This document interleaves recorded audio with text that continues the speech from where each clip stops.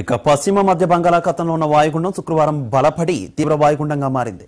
ఇది ఉత్తర వాయువ్యంగా పయనించి గోపాలపూర్కు ఆగ్నేయంగా 330 కిలోమీటర్లు, మచిలీపట్నానికి తూర్పు ఈశాన్యంగా 550 కిలోమీటర్ల దూరంలో కేంద్రీకృతమై ఉంది.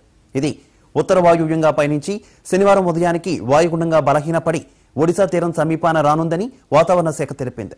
దీని ప్రభావంతో కోస్తాలో తీరం వెంబడి గంటకు 40 నుంచి 50 కిలోమీటర్లు, అప్పుడప్పుడు 60 కిలోమీటర్ల వేగంతో బలమైన గాలులు వీస్తున్నాయి.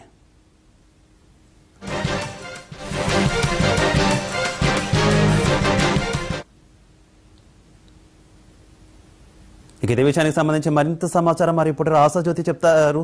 ఆశాజ్యోతి, చెప్పండి, వెదర్ రిపోర్ట్ ఏమిటి? Good morning Shiva. మరి మచిలీపట్నం మీదుగా 930 కిలోమీటర్ల వేగంతో వాయుగుండం తూర్పు ఆగ్నేయంగా రావడం జరిగింది. మరి దక్షిణ దిశగా వస్తున్నటువంటి ఆగ్నేయం ఏదైతే ఉందో అది ఉదయం 5:30 గంటలకి గత 2 రోజుల నుంచి ఏర్పడి ఉంది. మరి ఒడిశా మీదుగా వస్తున్నటువంటి ఈ వాయుగుండం ఏదైతే ఉందో అది విశాఖపట్నం వచ్చే అవకాశం ఉందని వాతావరణ శాఖ అనుమానాలు వ్యక్తం చేసింది. అయినప్పటికీ ఇక్కడ ఉన్నటువంటి మత్స్యకారులు ఎవరైతే ఉన్నారో వీరందరూ కూడా అప్రమత్తంగా ఉన్నారు. కానీ ప్రస్తుతం విశాఖపట్నం పరిస్థితి అయితే నార్మల్ గానే ఉంది అని చెప్పాలి. ఎందుకంటే నిన్నంతా కూడా క్లైమేట్ కొంచెం డిఫరెన్సెస్ ఉన్నప్పటికీ ఈ రోజు అనుమానాలు అయితే ఉండేవి, కానీ ప్రస్తుతం పరిస్థితి నార్మల్ గానే ఉందని చెప్పాలి Shiva. Right Ashajyoti, thank you.